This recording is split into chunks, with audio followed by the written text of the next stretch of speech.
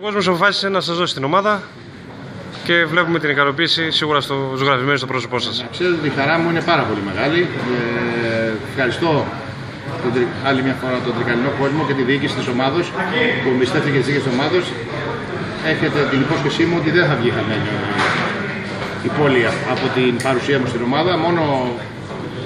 Το μόνο που θέλω να προσφέρω και να σας πω, η ομάδα πρέπει να πάει εκεί που πρέπει να πάει, στις θέσεις που ανήκει στη Super League. Θα κάνουμε μεγάλη προσπάθεια με τη βοήθεια όλων των παραγόνων και των φορέων της πόλης, όλων του τερκαλινού λαού, να φέρουμε την ομάδα όσο πιο γρήγορα γίνεται εκεί που της ανήκει.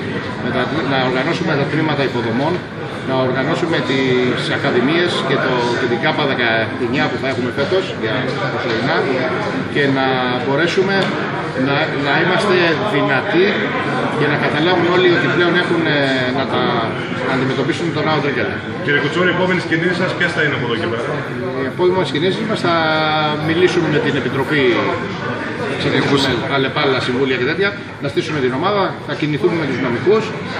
Είναι μια διαδικασία τώρα, παιδιά, που έχει αρκετό τρέξιμο, να συσταθεί η ΠΑΕ.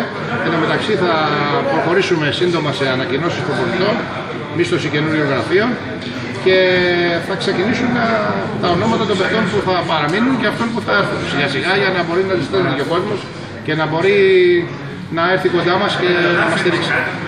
Πλέον, επειδή έχετε την ομάδα, μιας και αναφερθήκατε στους προπονητές, ο κ. Σαμανατίδης έχει εκφράσει αρκετές φορές την άποψή του ότι θέλει να μείνει.